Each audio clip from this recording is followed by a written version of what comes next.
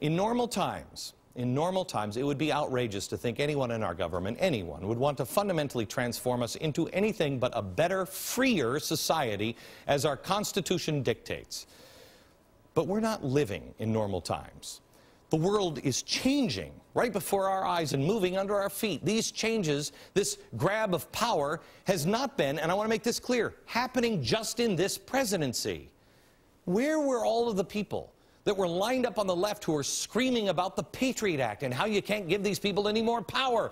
You were worried about Bush, as was I. I at least joined you the last 4 years of his presidency. Grabbing power, abusing it, gathering too much strength. You were right. Now where are you? Stand by your principles. Because the reason you were right was not because a Republican was in power. And the reason why I'm concerned is not now because it's a Democrat in power. It's the word power.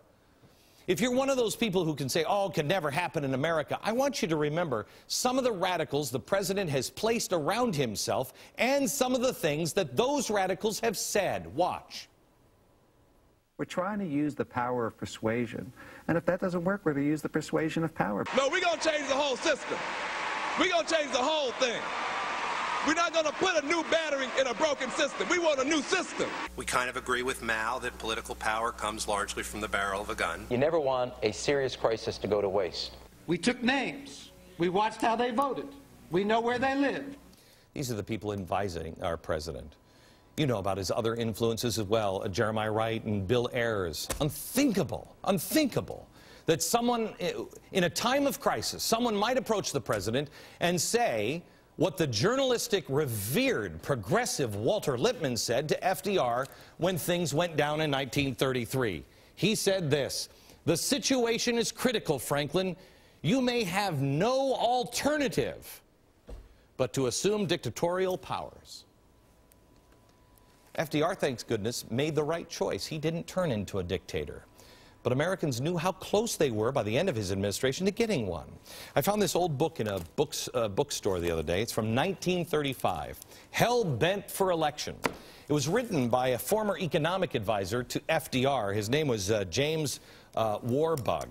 He said this. See if this sounds anything like our president or what's going on now.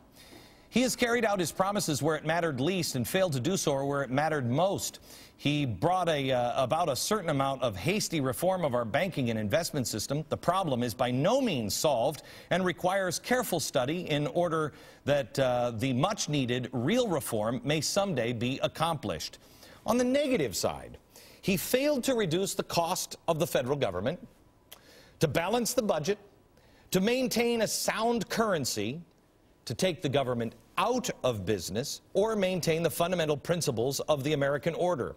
He has led us, speaking of FDR, into an orgy of wild spending undreamed of in prior administrations, piled up commission on commission and bureau on bureau to set up or tried to set up a federal dictatorship over all the various factors that affect the lives of our citizens. He has flouted the Constitution, which he swore to hold up. He has made a laughingstock of the sanctity of the national promises, and he has all done this in the name of an emergency. That's FDR. This is one of FDR's advisors that wrote that.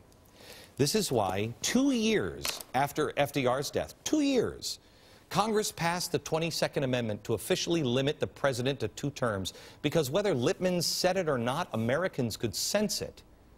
We're headed towards a dictatorship. I don't know if you sense that today or not. I hope you don't. I'm not asking you to go down that road. I'm asking you to do this.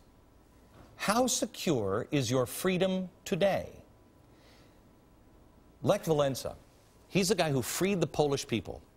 He said a couple of days ago, the days of America as the world's moral leader are over.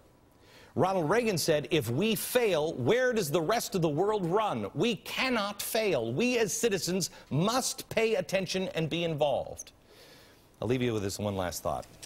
It was the July before the Declaration of Independence was signed. It was 1775.